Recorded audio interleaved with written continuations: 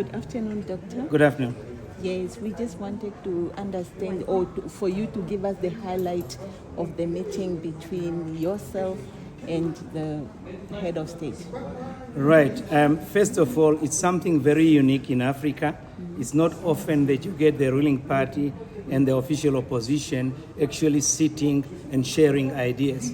We had an incredibly cordial meeting where we exchanged views on matters of absolute importance to national building and to the nation of the Republic of Namibia. Issues that concerns everyone wherever they are, whether it's in the village or whether it's in the informal settlements or whether it's in the towns.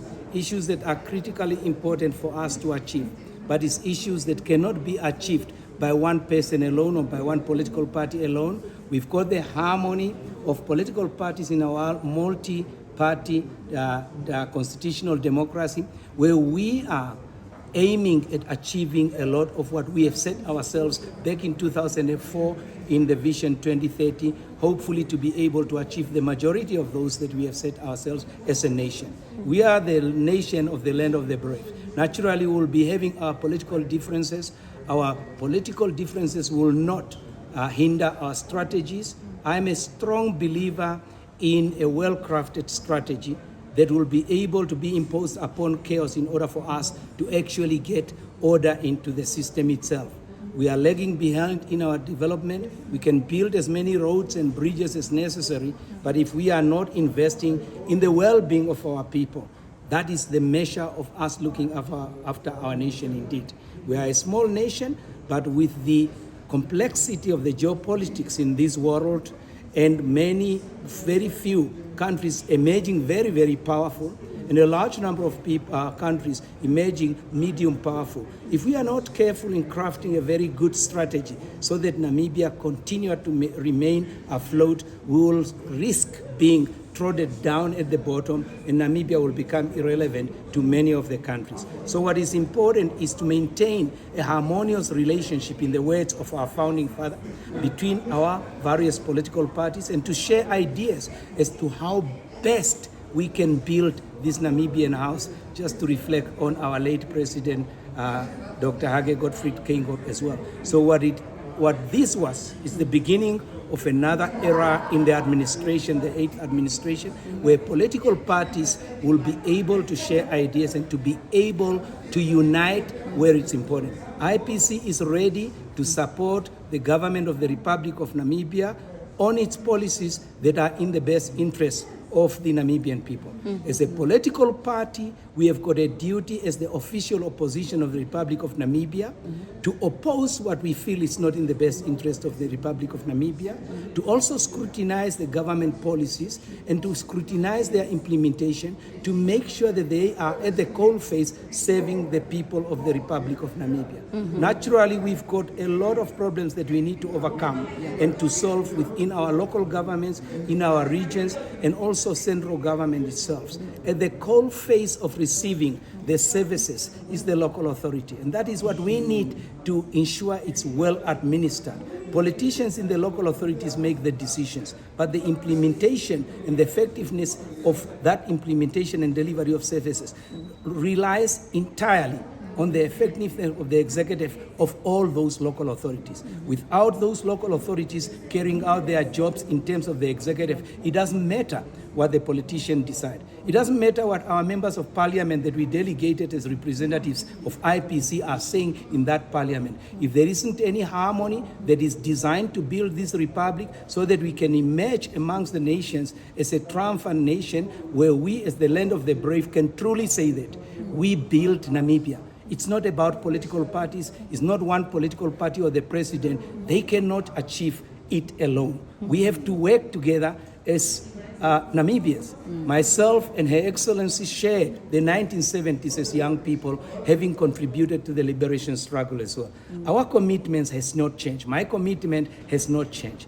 It's the mode of operation, the mode of implementation. Then may be different, what we want to achieve. Of course, there is big issues that needs to be dealt with.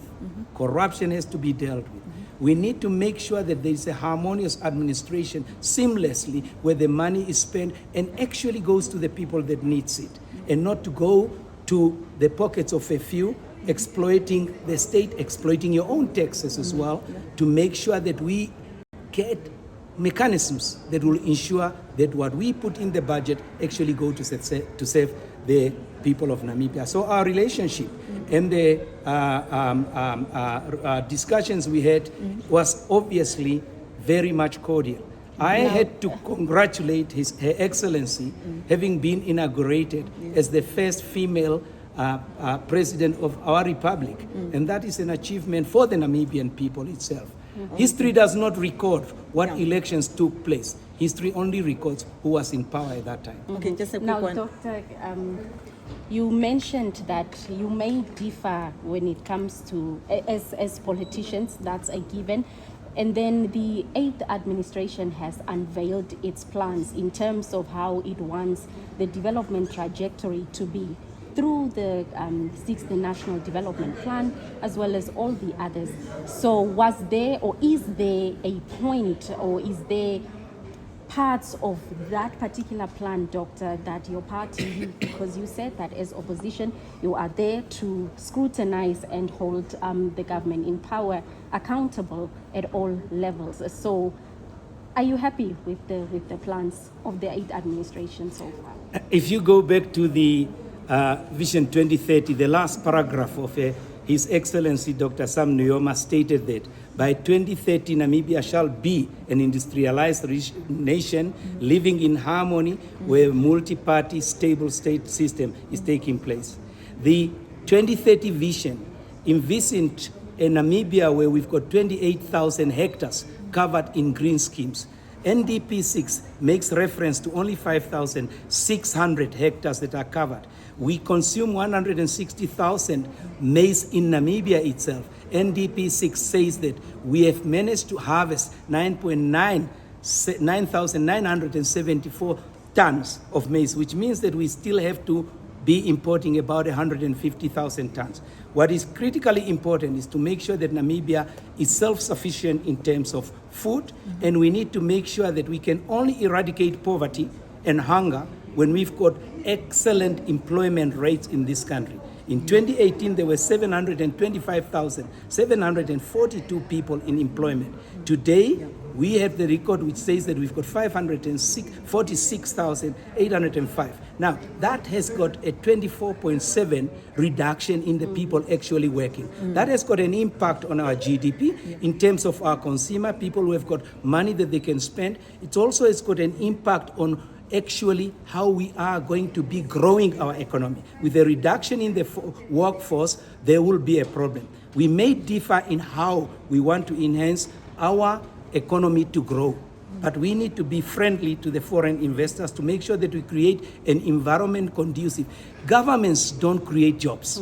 It's the private sector that we need to pay attention to and to encourage them to be able to come here. But as I said a long time ago, we cannot encourage them if we are uttering phrases and rhetorics that are likely to chase these people away. We need to be very cautious. Namibia has got the investment destination, but that destination can only be realized if we are cautious with our political pronouncements. Careless statements will chase everybody away. And those people being chased away is jobs for our people, is reduction in poverty, is reduction in hunger, is contribution to our social services that brings in that money to be able to have excellent schools, to have excellent health facilities in this country.